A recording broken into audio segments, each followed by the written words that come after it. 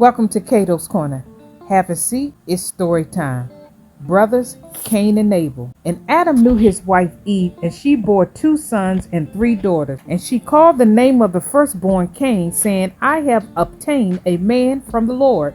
And the name of the other she called Abel, for she said, in vanity we came into the earth, and in vanity we shall be taken from it.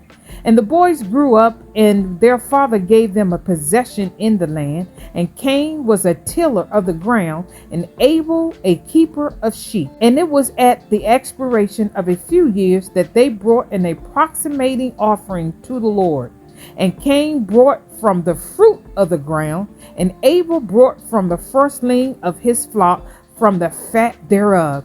And God turned and inclined to Abel and his offering, and a fire came down from the Lord from heaven and consumed it.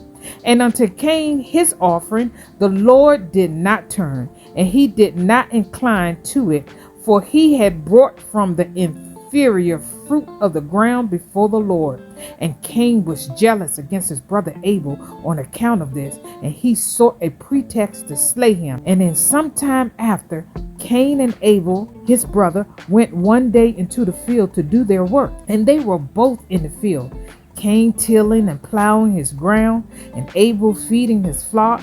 And the flock passed that part which Cain had plowed in the ground, and it sorely grieved Cain on this account. And Cain approached his brother Abel in anger, and he said unto him, What is there between me and thee, that thou comest to dwell and bring thy flock to feed in my land? And Abel answered his brother Cain and said unto him, What is there between me and thee, that thou shalt eat the flesh of my flock, and clothe thyself with their wool? And now therefore put off the wool of my sheep, with which thou hast clothed thyself, and recompense me for their fruit and flesh which thou hast eaten. And when thou shalt have done this, I will then go from thy land as thou hast said. And Cain said to his brother Abel, Surely if I slay thee this day, who will require thy blood